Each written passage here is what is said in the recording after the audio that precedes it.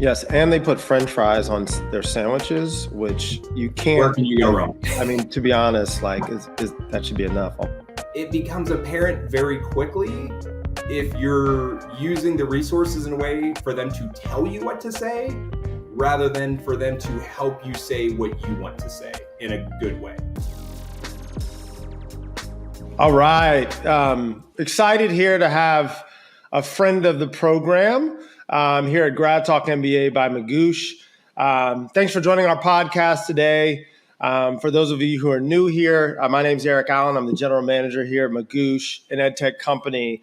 And our mission is really to level the playing field by providing high quality, affordable test prep and admission support. And what we're doing with this podcast is really, giving you access to the very folks that you're trying to get access to, right? We're trying to demystify this MBA application process and make sure that you have the insights that you need. So I am super excited to have a colleague, friend, J.R. McGrath from Tepper. And even though I'm a Baltimore Ravens fan and he's in Pittsburgh, we do coexist. Without further ado, JR, why don't you give us an introduction, name, title, tell us how you got into this industry, and a fun fact about yourself. Let's get it started. Awesome. Eric, thanks. And super excited to be here. It's always fun to chat with someone that you know and respect in the field, and really that keeps candidates at the heart of what they do. So super excited. So J.R. McGrath, Executive Director of Master's Admissions at Carnegie Mellon University, the Tepper School of Business. A little bit about myself. I did grow up in the Pittsburgh region. My undergrad degree is in physics. My grad degree is in college administration. Been working with college students for over 20 years now. It's interesting when someone says, how did you get into this field? Because sometimes the things that are the best fit are right next to you, and you never think that they're an option. So my initial goal, I said my undergrad in physics. I was going to teach physics in high school, try to move through administration that way, because that's what I knew. I'm a first-gen college student. I didn't have someone to really be able to mentor me through these processes. And as I was going through my undergrad journey, I started to realize the college population was really the population that I wanted to work with. Real quick on some of the experiences that led me into graduate admissions. First job out of grad school, I went up to Syracuse University. I worked a lot with undergrad students on building out their resumes to get that first job. And really got to know, high achieving students, their passions, what they really wanted to achieve in life, but also really got to know them as people. As that was evolving, I started really doing leadership development. And again, so like building out some of those skills and competencies that students really wanted to develop or needed to develop to be successful in that early part of their career. And I did that both at Syracuse and TCU as I moved down to Dallas. I was there for 11 years. My life was more in Dallas. I worked over in Fort Worth. I tried to get over to Dallas, and that's where I kind of fell into graduate management education. I worked over at SMU at the Cox School of Business. I got to know students. I was the advisor for the full-time MBA program. I lived through that experience for 2 years. And when our admissions director left, the leadership of the school came to me and said, "We think you'd be awesome in admissions. Do you want to try it out?" And with a little bit of hesitation, I did. And it's been, 12, 14 years now. And it has been the best fit of my life. Like, this is definitely what I like to do, what I'm passionate about. And then quickly, just to round out that story, about 2.5 years ago, it was the right time for myself and my family to move back to my hometown. We have a young daughter. We wanted her to grow up around friends and family and grandmothers, and Tepper had a great opportunity. So I've been there for 2.5 years, and it's now so much fun to travel the world to bring people back to the city that I love, as well as a wonderful institution. Well, I know you're a physics major, but I think your math is wrong somewhere, because there's no way with all those years, you look so young. I'm adding them all up. I'm like, wait a minute, something's not right here. But I'm sure you'll figure it out at some point. Well, that's great background. I really appreciate it, because I didn't even know some of those things about you, and we've known each other for some years now. So let's talk about Tepper. Let's talk about a little bit about the program that you came back to lead, so to speak. So how would you say Tepper differentiates itself from other MBA programs? Like so many of our listeners are just trying to figure out, like, how are these schools different? They all kind of say similar things and all of that. But like, in your words, like, how is Tepper different from other programs? Yeah, I think that's a great question. And you know what? It's interesting because there are a lot of consistencies between MBA programs. And I'll give you one of the reasons this is going to lead to why we're different. When we go out to our stakeholders and say, what do you really want from your MBA graduates? And that's, leaders of Fortune 500 companies or organizations, social impact, anybody that's making a difference in the world, they usually break it down into two different categories. We want people that have a skill set to be able to solve difficult problems. And that's where we look at our curriculum that is really data-based, because now anytime you go out and do a project, you have to be able to utilize that data and use that to prove what your solutions are going to be. But the second piece of that is even to make that solution more powerful. But the question that we always ask everyone is, who's making the most impact in your organizations and why? And that usually comes down to their leadership and communication. And really, when you boil it down, it is they can make those creative solutions more powerful. So they have those skills that they have built out to be able to make that impact. So at Tepper, the reason why we're different is that all of our curriculum is based around being data informed, to be able to have those creative solutions, as well as on the leadership side, we have leadership curriculum. However, we also have hired executive coaches to work individually with students to really do that assessment of who you are now, where do you want to go, and how do we create that path for you.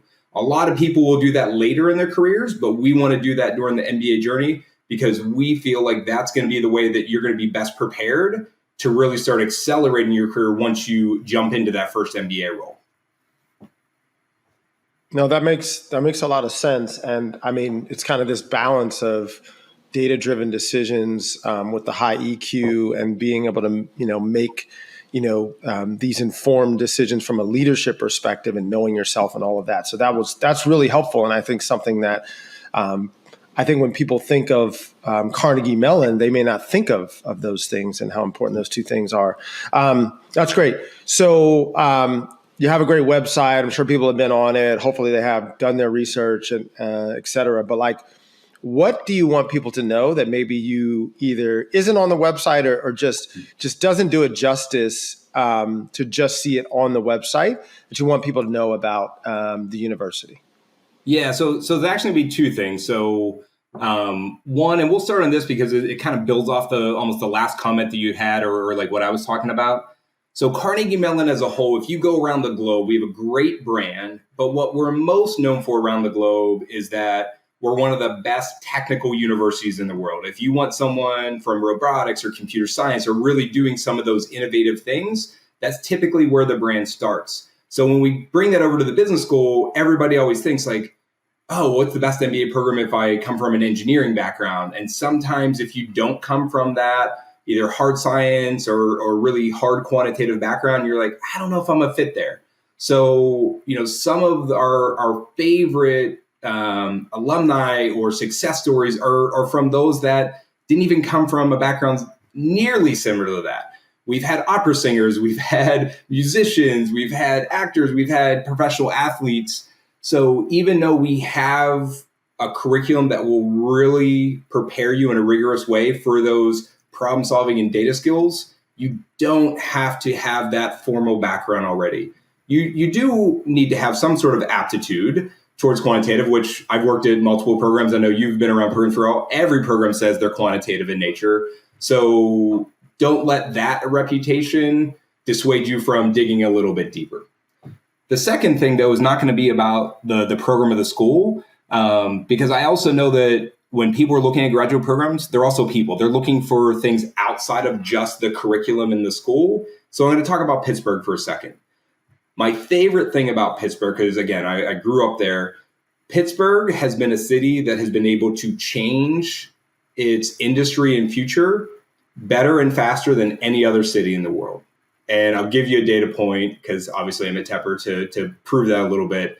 So there's something called the G20 conference. It's the top 20 essentially economies in the world. They get together, they have these conferences, they learn from each other. Pittsburgh is the only US city outside of the inaugural year for the G20. Washington, D.C. hosted it. Pittsburgh, the only US city to host one, because they wanted to examine how was Pittsburgh able to go from an industrialized city into tech and healthcare so quickly and become a flourishing, vibrant city again. And if you come to the city, you're going to kind of feel that energy of entrepreneurship and kind of moving into these innovative fields. However, one thing that I appreciate is growing up here, it was also that blue collar city that it was all community based. There was always that friendly feel to it.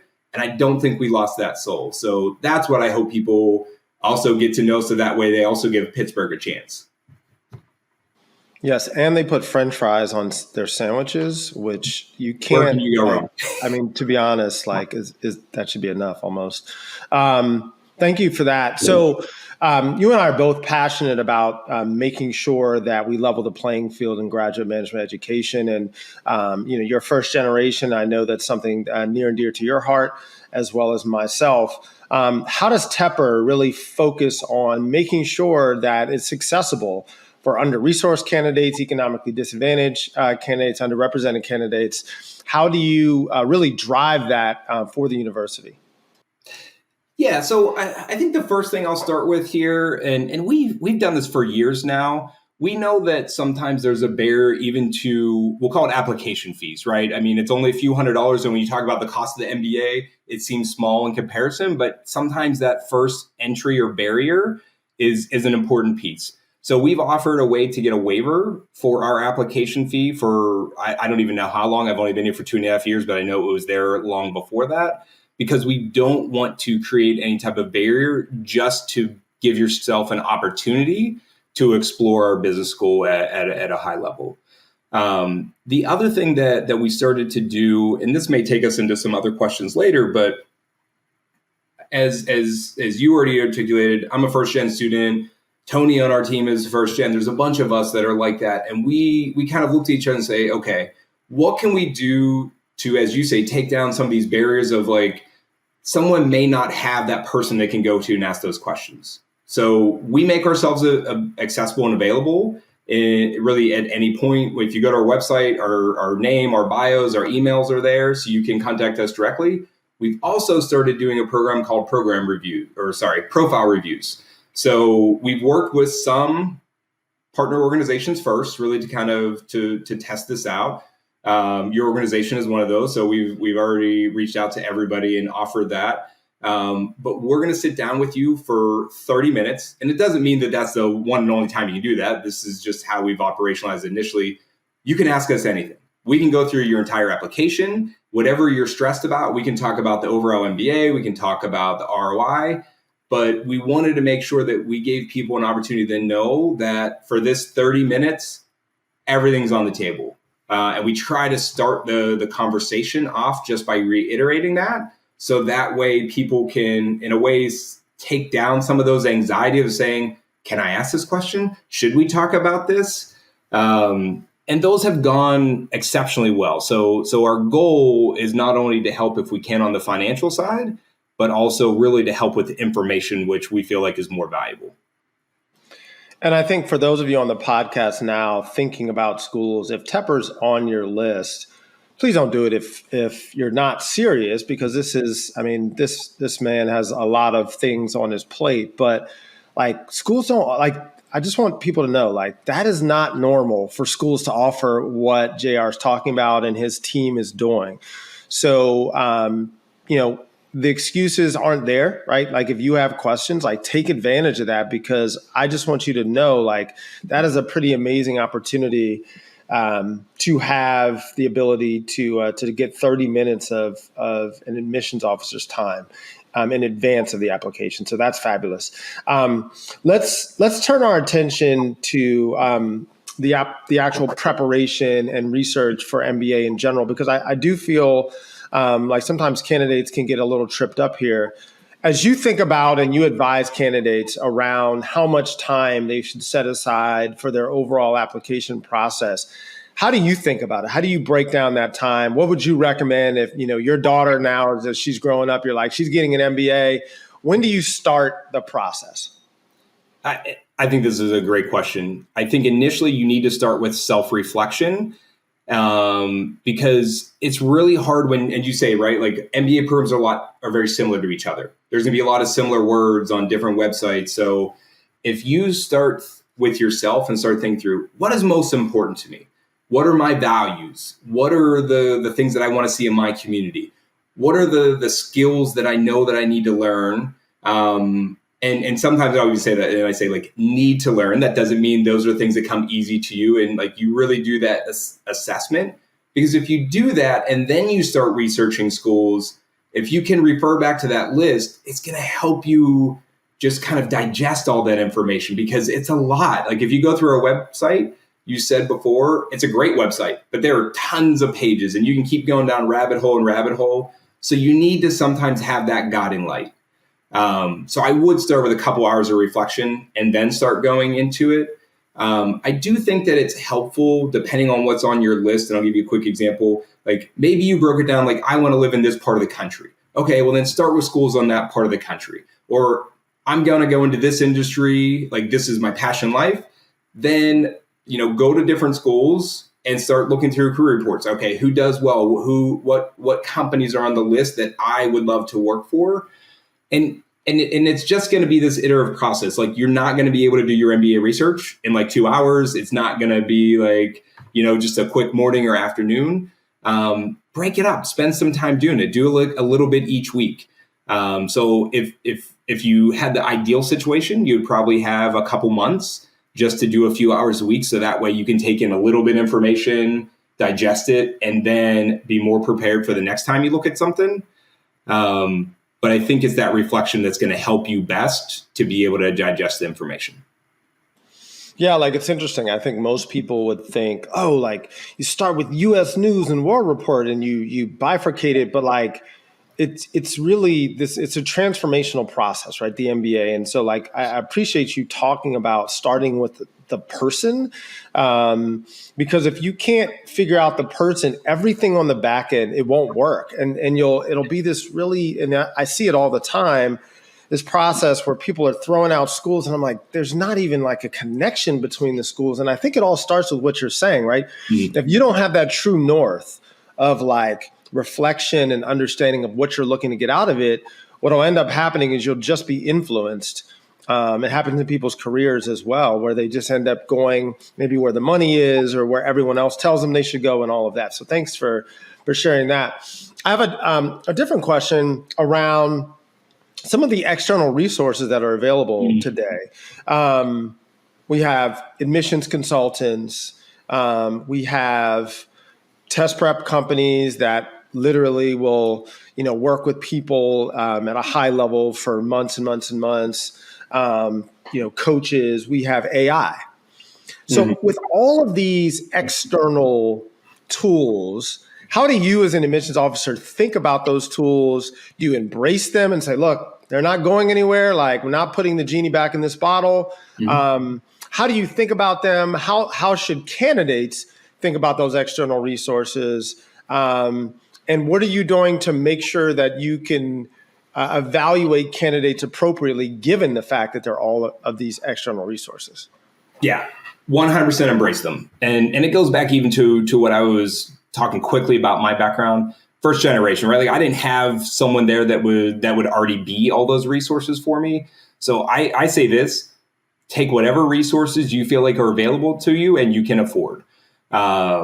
Now, what I would say with all of that, and I'm always big on trying to explain it in ways that maybe are more relatable for others.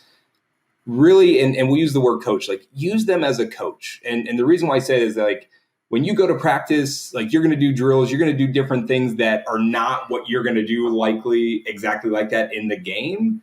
But these resources are there so that way when you have that opportunity to really show yourself, be there in the moment, that you're more comfortable, you've thought through things. So when someone asks you a question, maybe it's an interesting fact about you on your resume. you're going to be ready with a good story or conversation rather than, well, this is what they said that I should have on my resume, right? Like I needed 5 extracurriculars.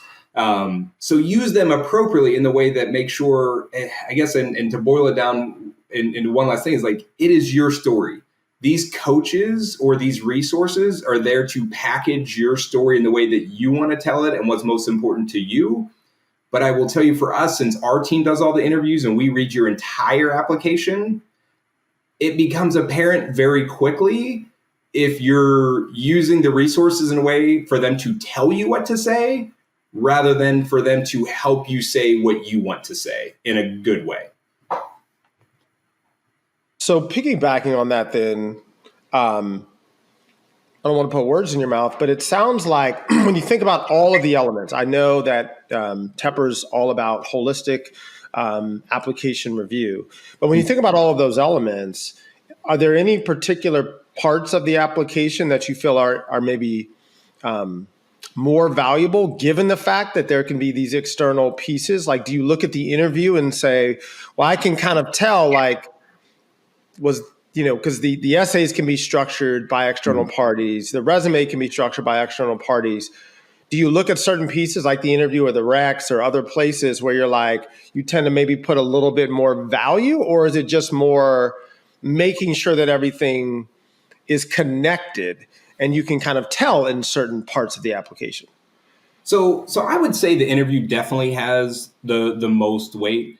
Everything we say it always has, there's caveats to everything though, because you can have the most amazing application and maybe you just had an off day.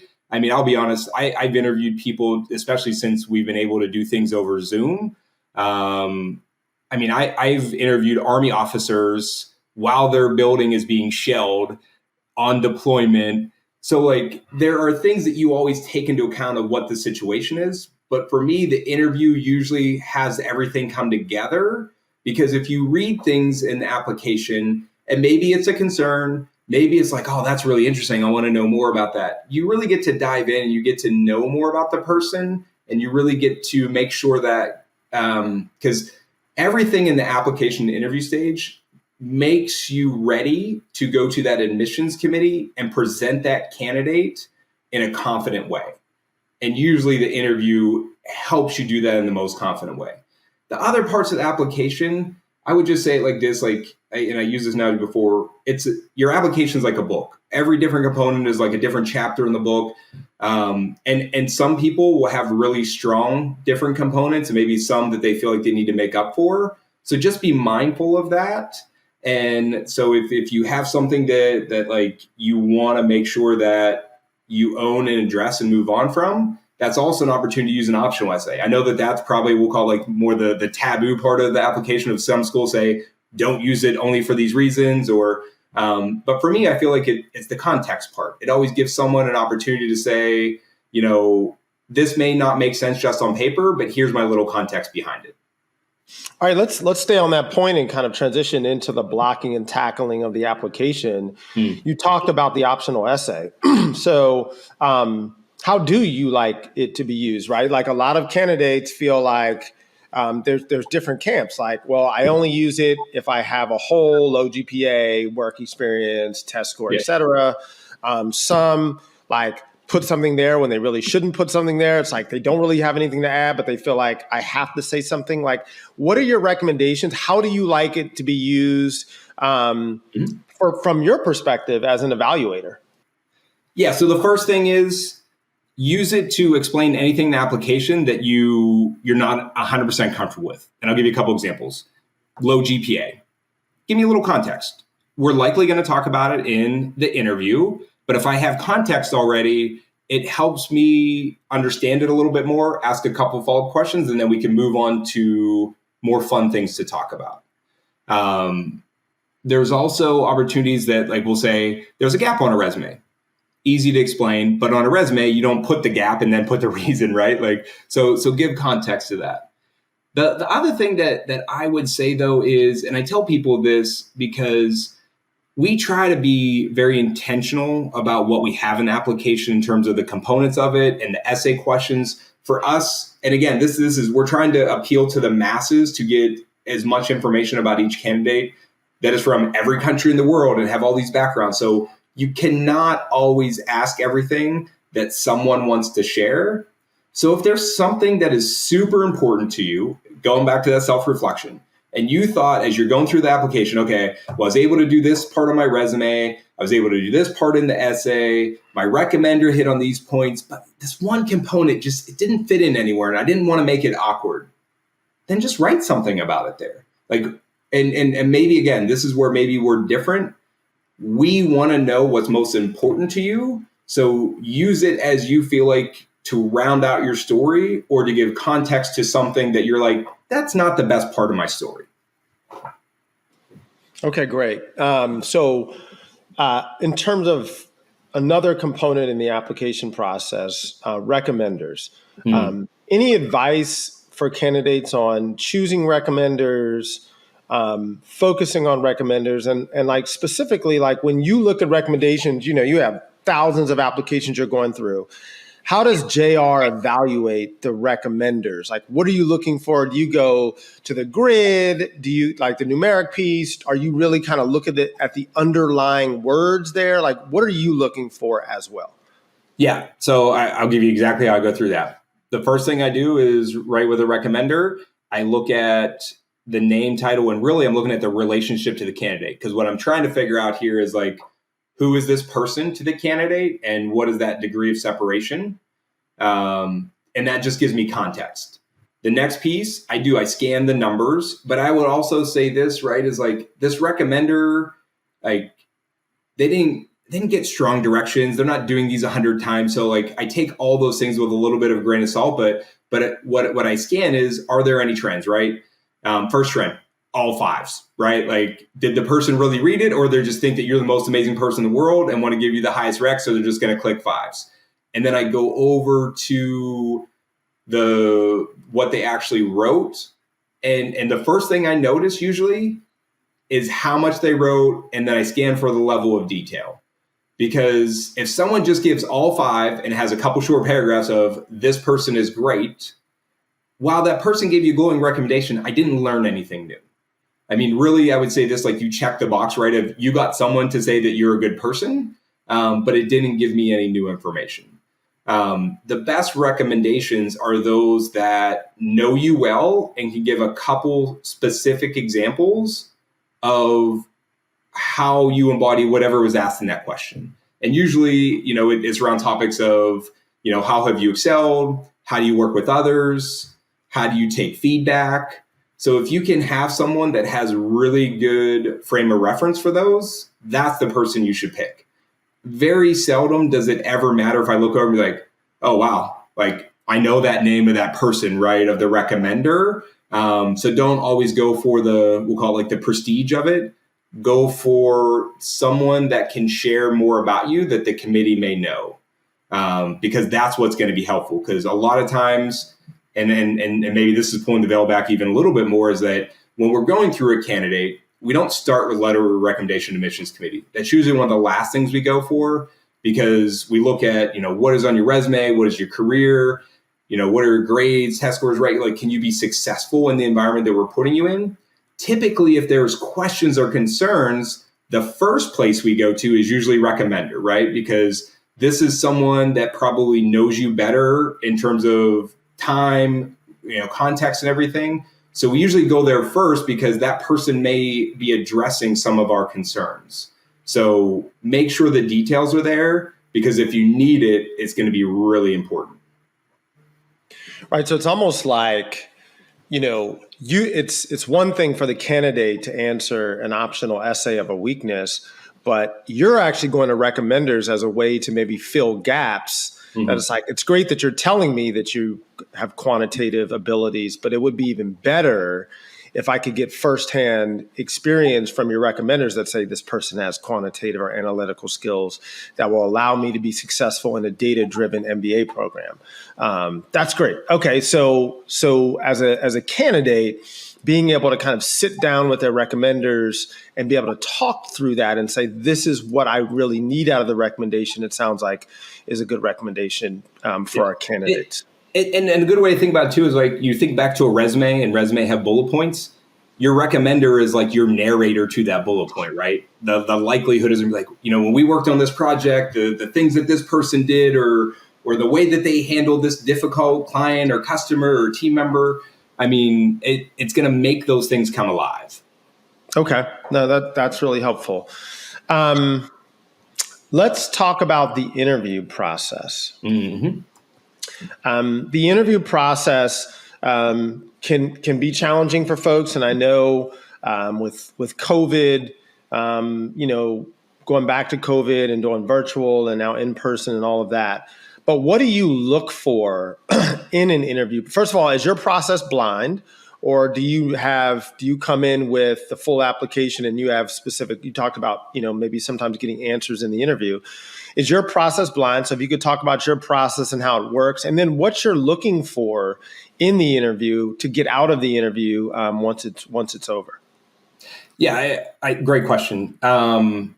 We are not a blind process. That is a change for Tepper as of last year. So we've been doing this for about a year.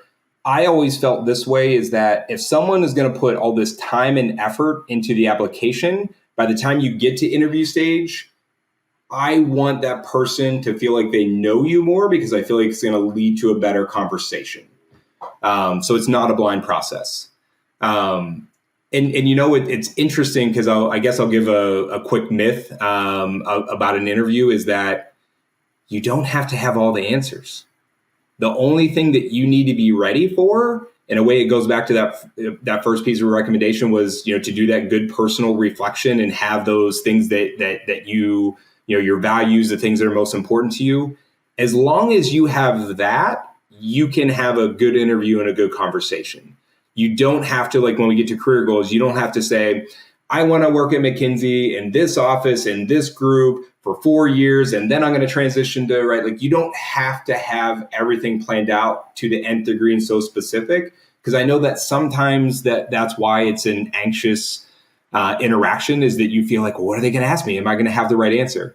The right answer is always telling us exactly where you are and what you want to gain out of the experience. Because, and I'll even say this, right? You said, obviously I look young, but I've been doing this for a while. I can still count on two hands the time in interviews that someone says, I want to work at this company and this group, and that's still what they wanted to do by the end of the MBA. Because you just learn so many new things and so many new opportunities, that it's not about holding you to what you said in the interview, but it's about you trying to tell me how you're going to make decisions while you're in the program. That's going to make it easier for me to say, is this a person a better fit for our community or not? So don't always feel like you need to have every answer buttoned up with every single detail. That's good advice. And hopefully very helpful for folks. I want to talk a little bit about your approach to the test. Obviously a high level of anxiety for many candidates. How does Tepper think about the exam? Like, what's your overall approach? Do you offer test optionality? Do you care which kind of test they take? And obviously with some of the new tests, shorter tests, what's your general approach? How do you look at it? How do you evaluate it? Help us understand that a little bit. Awesome. So we do have a test waiver policy and procedure. And essentially, this is a whole new world, right? Because some people have been doing this for a long time, and this came out of COVID, the pandemic. So it's for all of our different programs. And what we're trying to do is really just assess your academic capabilities and can you be successful in the classroom. So in terms of thinking through, should I take the test and then what test? I think that's going to be a little bit up to the candidate, but I'll give you a couple things to think through. So one, it usually also starts with your previous academic background. What was your undergrad in? Did you do well? If you did well and there are things that are, and it doesn't have to be business courses, but similar type of coursework, maybe quantitative in nature. If you can make the case that you can be successful in the classroom without a test, I would explore that option. That doesn't mean that you shouldn't take a test, but I would explore what that may look like at each school. For us, if you have no test, we take that data point out and it doesn't affect your decision and it doesn't affect your scholarship level. So just know that piece. If you were going to take a test, and let's say in this way, right, and this is not like the only reason to do it, but let's say your GPA and or what you took in undergrad is not able to reach to the test waiver level, then you need a test. And at that point, choose what test you feel like works best for you. My suggestion usually to people, now this is maybe where I do show my age, I always say go to like a half price books, go get a couple manuals, look through it, look at some practice questions. I know everyone should just do that online now. So I got to change my answer, but look through what those tests are. What do they test for? What are the format of the questions? So put yourself in a situation where you feel like you can be successful. Because what we're really looking for there is, can you be academically successful?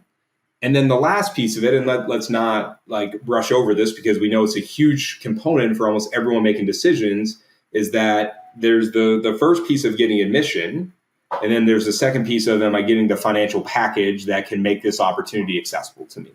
So I think that, once you get past that first piece, you need to start thinking through, now how do I make sure that my profile is at a place where I can maximize those opportunities? Again, chat about that with the school, but again, I'll give you examples here because these are the FAQs. Low GPA, you're low compared to the class averages. It's going to be hard to put you at the top end maybe of that scholarship unless the rest of your application is extremely strong. So then look at a test. Can you balance off maybe what your GPA looks like with a test, or vice versa? Maybe you have a great GPA, but test taking has never been what you have excelled at. So don't have a GPA that's near the top of that range and have a test score that's near the bottom, because then you're kind of you're evening things out. And I'll plug it again.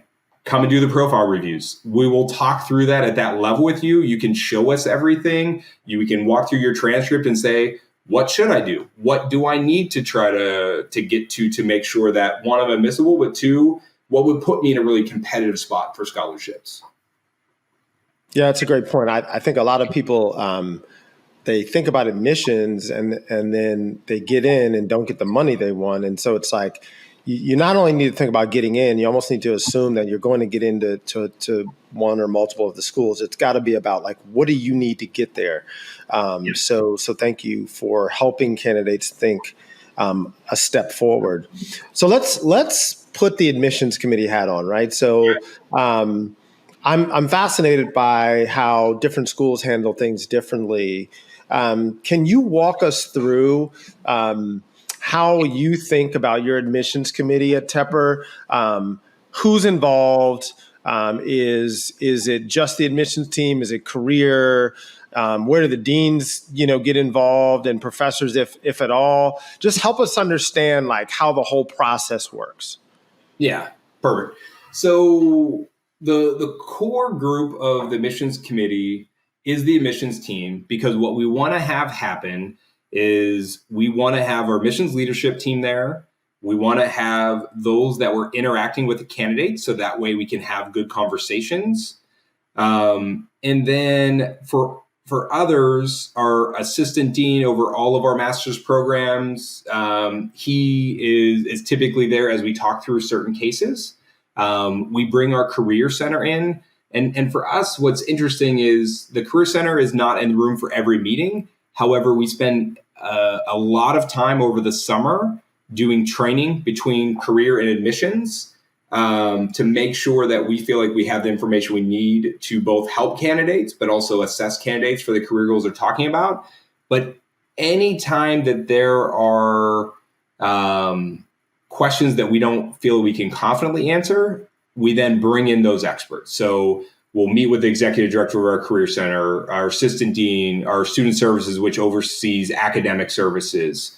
So it is really a holistic group, but the core group is typically those admissions officers that you're interacting with throughout your process.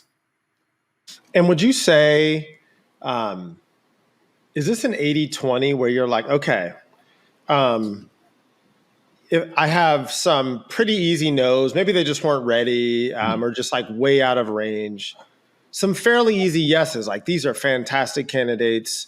And it's like everyone would pretty much agree, like these are easy yeses. And then you're spending 80% of your time on the border, the maybes, right? The people that are good, but you're like, who do I bring in? And like thinking about the class. Is it that easy to like think about it? Like where it's like you get some in, you're like, definitely yes, get some in, definitely no. Read the whole thing, but definitely no. And then it's like the maybes you're spending your time, or is it a different allocation? So here's what I'll say. So like on the yes or no, that's probably closer to the allocation. I would say it in this way of being in these committee meetings at many different schools in many different formats. The yeses are great, and like the strong yeses, and you can spend an exorbitant amount of time because there's so many good things to say. But as you said, it's not a hard decision. So in some ways, in that context and in that part of the meeting, we try to not spend a lot of our time. We try to spend most of our time, as you said, on those candidates where I don't even want to say borderline is the right way, is that we're trying to assess if they're the right fit for us. And I'll give you a couple of examples. So some of that may be on career, and in terms of like maybe they want to make a really large pivot that we're just not confident that they can make. But if that is their expectation, we don't want to bring in someone that we can't meet their expectations. It could be on the academic side, right? Like it's kind of borderline of, do we think that we're setting them up for success? And I'll even say this quick thing. It's not always, because, if a candidate has not proven themselves in a traditional way for the academic side, we're usually not saying we don't think that you can be successful in the classroom. We're usually saying to you, we don't think that you can be successful in the classroom in a reasonable amount of time, because we know the amount of time that you still have to spend on career and professional development and community things. So, but I would say it is most of that time on those cases where you're trying to make sure that you're setting that person up for success, and you don't want to, like, my biggest fear is usually having someone come in and it not being a fit. Right. And them coming back and be like, well, why did you admit me if you knew I couldn't do this? So it is a lot of time on those candidates. And when you think about, like, when you all think about financial aid and scholarships and just your dollar allocation, Mm-hmm. are you making those decisions with your yes decisions? So are you kind of putting a number on a candidate, or do you kind of circle back once you've gotten through your yeses in any given round and then you allocate? We circle back. Okay. And that's really where, and even when you said about who's in the room, we always want to make sure everybody's in the room that needs to be in the room. But as we all know, and even people, right, that like are applicants now and they're working at companies, and like, we try not to just keep people in meetings if they're not needed in meetings. So typically that's more the admissions leadership team is going back and then going through everything again and making sure that we can balance out that class and take everything into account to make sure that we can use our scholarship in the best way for the school as well as for the candidates. That's helpful. One of the challenging things about your job, I would imagine, would be the number of stakeholders that you have to keep happy, right? So, you think about professors, right, who have to ultimately assess how smart these candidates are and how successful they can be, and I'm sure they opine at times. The career services, the deans, U.S. News and World Report, and all of the others. So how do you think about that? Or do you think about that when you're going through the process? Like, can you talk to us about, that challenging job of being able to satisfy all of the different people with your class? We do. I mean, I'll be honest, that's probably the most stressful part of my job is making sure, right? Because, and I'll even say this, there's no perfect candidate.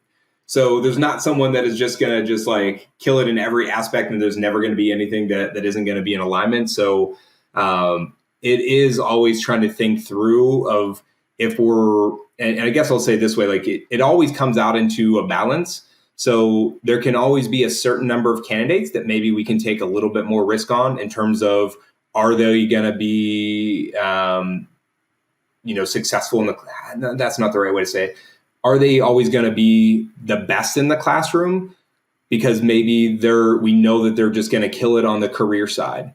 So there's certain amount of risk we can take in all those different areas because we don't want it to go out of balance. We don't want students that a high percentage of our students are on academic probation, or a high amount of our students are not being able to, get traction in the career opportunities that they want. So it is that balance. And I wish I could say that there was an easier part of the science to that. Like I feel like admissions is art and science. That's a little bit more of the art. However, what I always do is, like I said before, if there's someone that we're concerned about, I bring that expert in the room. And usually, even if it's a decision of saying to them, we're going to take this candidate, but I want you to know now, because what can we tell that candidate from now until the start of the program to make sure that we can shore up as much of this as possible so that way they can hit the ground running, whether it's career or academics or community. I kind of thought about something as you were talking, and the question that is like, if there's like a factor that you have learned over the years that you're like, I always regret accepting candidates that are, is it maybe someone who's not academically prepared that you weren't sure about, or is it usually like that kind of, stuck in the airport candidate that you're like, God, they're so strong. We didn't get great vibes on the interview, but you let them in anyway. And it's like, who's the candidate that you're like, in your mind, you're like, I won't do that because I've been burned too many times in the past? I won't make it about being burned in the past, but I'll say this is that one thing that I learned early on, and this is maybe just like, again, my unique experience with it is as I started in graduate management education, like I said, I was advisor for the full-time MBA program. And what I quickly learned is that the students always looked at us as one program. They didn't look at me as like an expert on the academics and the career coach on the career. And they would kind of go to whoever they found at the school and ask their question for help. So I sat in on career meetings on a weekly basis, talking through every student in the program for 8 years and just understand what's going on in their journeys and what are they trying to do. So for me, what I make sure that we do, because if someone's usually unhappy, they're unhappy because they're not getting the career opportunities that they thought they were going to get, because that's typically where a higher part of the ROI comes in for people's perception of the ROI. So if someone says in the interview something that is super niche, huge pivot, or trying to, leapfrog a step, I always try to get my team to do this as well, have an expectation conversation with that candidate. And that doesn't mean that we don't want you to shoot for your dreams. We want you to do that, but you need to tell them up front that that's an outlier type of goal. Because if they come in, if you don't say anything at that point, and they come to the program because they said that in their interview, and their first meeting with a career coach, and the career coach is like, good luck, because that's not going to happen, that is so deflating, and it usually just starts them off in a bad position. So I very much believe in have that open and honest conversation during admissions, because that's going to create a better relationship, and it's actually going to prepare that person better for what they want to do, because the likelihood is they can go for that dream, but they probably have to have a concurrent search for something that maybe is going to be more reasonable or something they can be more competitive for. Okay, that's really helpful. So again, almost going back to that, like, know thyself, right? Like, spend that time with yourself and make sure you know what you want and how you're going to get there. Yeah. Okay, let's pivot to two of my favorite sections. Let's start with fact versus fiction, or myth versus reality. We're going to go through a couple of questions, and I want you to say fact or fiction, and just give me maybe a short answer if one is required. Are you ready? Mm-hmm. All right, great. First, you have the best chance at Tepper to get in if you apply round one. Fact or fiction? Fiction. I think candidates have a good opportunity through the first couple rounds because there's very few programs that fill up their entire program in one round. So there's always going to be space remaining. So apply when you feel the most confident. However, if you get late into the cycle, chat with someone. They can probably tell you whether it's better to do it now or to do it in the future. Okay. So along those lines, you will still have availability for scholarships in round three at Tepper. Fact or fiction? Fact. You will have an opportunity for scholarship in round three. That's great. Fact or fiction, there's nothing you can do to get off the wait list. Fiction. What can you do? So again, I think this is you just being honest with yourself and looking at your application and wonder what were the deficiencies that there were other stronger applicants. Maybe it was a test score, maybe it was alignment in the program. It's hard to do this with the entire wait list. So, and I would say it's really hard for admissions officers to do this. So reach out to current students, reach out to alums, share different things that maybe you were concerned about, and they can likely tell you how to maybe address some of those things. Because I do know a lot of programs have large wait lists, and I know it seems daunting, but I will tell you, I've been a Tepper, like I said, 2.5 years, and we've pulled people from the wait list the last 2 years. That's good to know. That's exciting for candidates. We talked about this, but for those who weren't listening, let's answer it anyway. Candidates with no quant or analytical background won't get into Tepper. Fiction. That doesn't mean that you don't have to prove it in some way. But again, if you didn't have that formal background, maybe in academics, then that's where we can talk through, maybe it's a test, maybe it's professional certifications, the type of work that you do in your career. There's many ways to prove your ability to be successful. Okay. An applicant needs a minimum amount of work experience before applying to Tepper. A tough one. So I'm going to answer it in this way. I'm going to say fact because I think most fall into the category. When you look at this, it's not so much about can you be successful in the program, but it's what are those career goals? Are you going to get an MBA level job at an MBA level salary?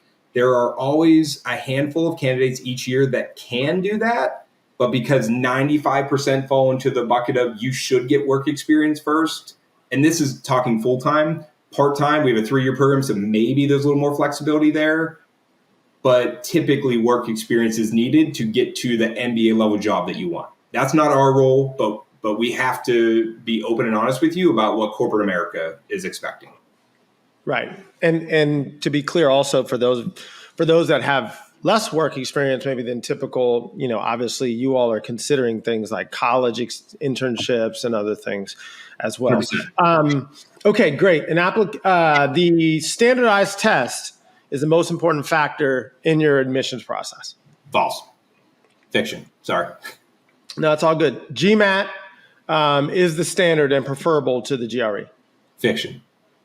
All right, and you look at both of those as you talked about before, equally. Mm-hmm. All right, so candidates who score within the 80% median are likely to get in, and candidates who don't are not. Fiction. Again, if you're in the 80th percentile on both, that means that the likelihood is you are competitive in the classroom and you can do the work. So that part of your application was not a concern. You need to be good on the other parts though, right? Like if we can't help you do your career goals, then still not going to be a yes. Okay. A low GPA will prevent you from getting into a top MBA program. Fiction. But that is something that you need to be aware of. You need to think through.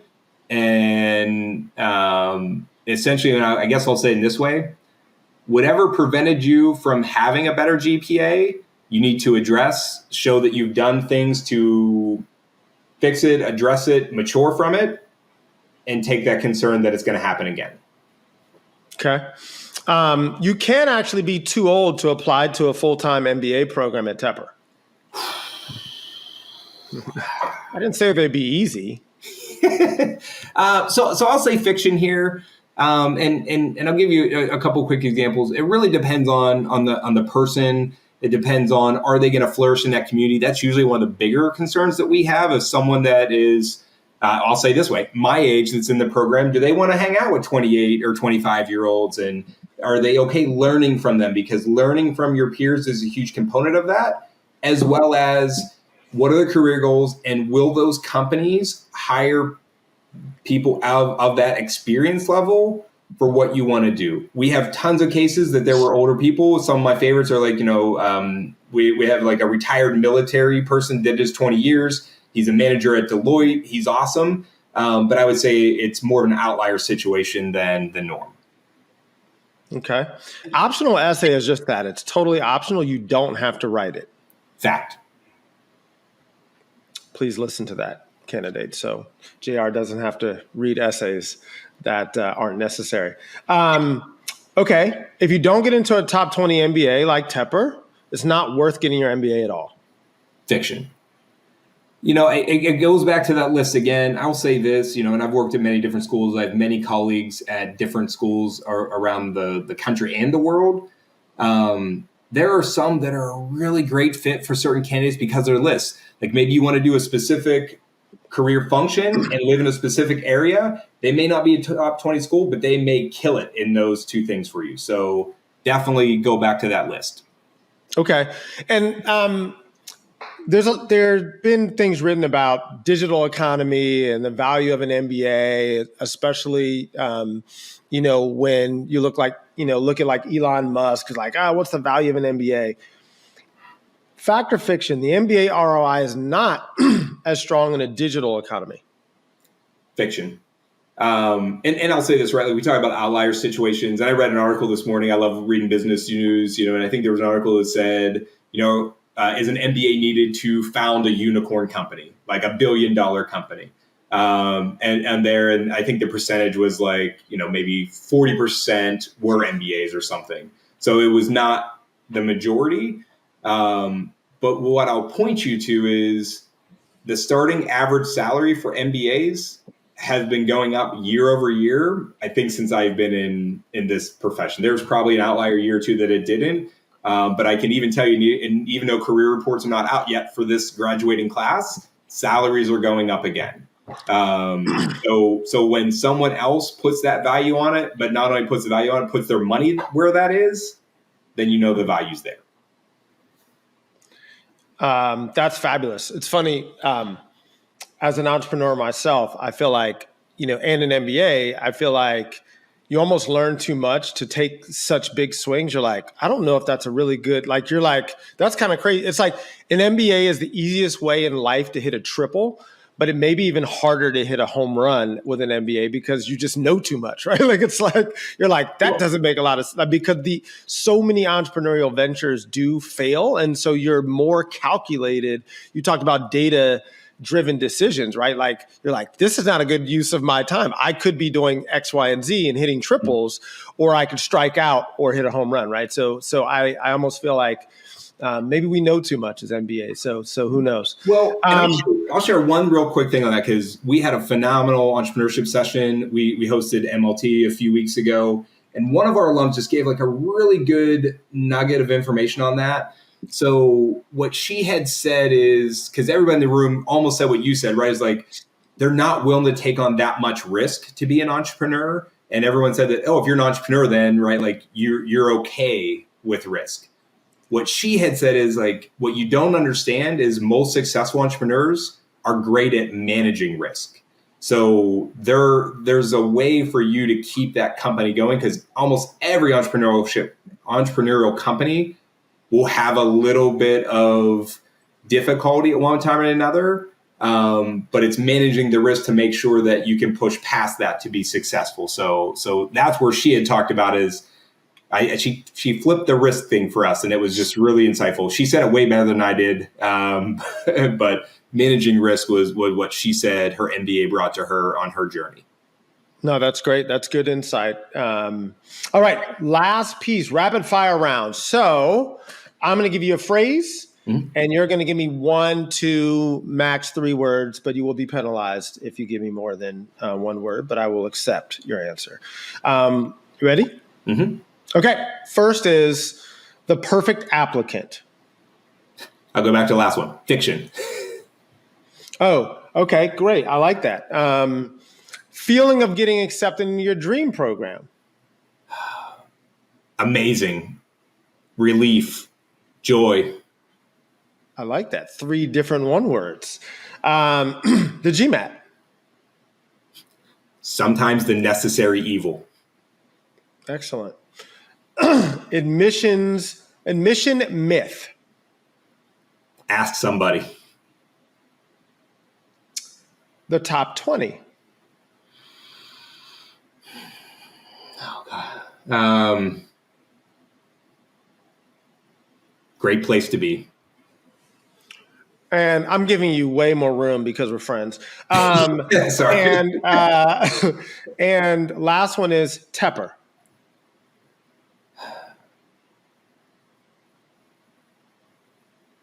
I would say community and innovation. All right. Well, thank you so much. This hour has just flown by. Kind of looking at this, you've given us incredible insight into not just Tepper, but also into like how we should be thinking about the application process in general. I think, I'll sum it up by saying, you talked a lot about starting with yourself, which I think is like really, really critical and something that I don't think we've talked about on some of the other podcasts. And the importance of really knowing what you're trying to get out of it as really the foundation for your success in this process. So, JR, thank you so much for taking your time to speak with us today. I know our listeners learned a ton of information. Thanks for listening to GradTalk MBA podcast. You can find us at GradTalk on TikTok and learn more about MBA admissions and our GMAT and GRE products on Magoosh.com. You can obviously check out JR and his team at Tepper on their website, and they have extensive information about what they're up to. And please take advantage of the opportunity to speak with them, right? I think that that's a unique situation that JR has created for him and the team. And if you're really serious about your MBA program, you should definitely check out Tepper and take advantage of that opportunity as well. Any last words, JR, before we finish up today? Thank you. Really enjoyed the conversation. Fun to be here for everyone that is on that MBA journey. We wish you luck and we wish you well. If we interact, you can't wait. And everybody have a great rest of their day. Thanks for listening to GradTalk MBA by Magoosh. If you enjoyed this episode, please like or subscribe this podcast wherever you're listening and stay tuned for the next episode.